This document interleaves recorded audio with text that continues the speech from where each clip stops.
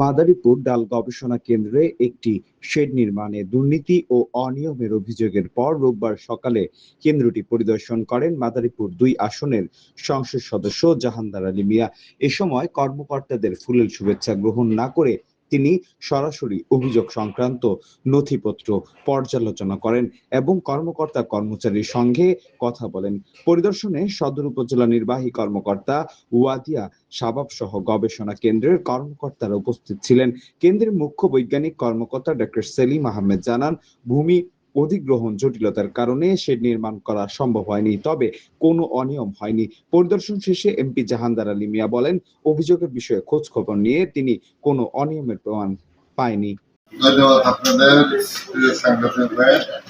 আমাদের এই জায়গায় উপস্থিত আছেন আমাদের সদরের দীর্ঘদিন যিনি আমাদের সেবায়, মানুষ সেবায় অত্যন্ত পরিশ্রম করে আসছেন, সে আমাদের সদর উপজেলার নির্বাহী অফিসার। আমাদের মধ্যে রয়েছেন প্রকল্প অফিসার, অন্যান্য কর্মকর্তা, সাংবাদিক বৃন্দ, আমার দলের অনেক নেতা কর্মীরা আসছেন। রাজরের সফল দেবো এই জন্য কালকে আমি এই সংবাদটা যখন আপনাদের মাধ্যমে পাইলাম, সবাই ভাবে একটু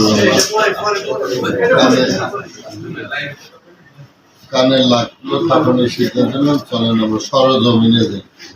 এই সরজমিনে এসে দেখলাম যে আমাদের প্রকল্প অফিসার উনি যা বললেন, আমাদের ইউনো মহাদের সামনে বললেন, এই জায়গায় কোনো দুর্নীতি বা কোনো অনিয়মের কোনো ঘটনা নেই। এই জায়গায় যে জায়গাটা আমরা অধিগ্রহণ করছি, সেই অধিগ্রহণ করার পরে মামলা হওয়ার কারণে এটা আমরা আর সামনে দিকে আগাইতে পারিনি।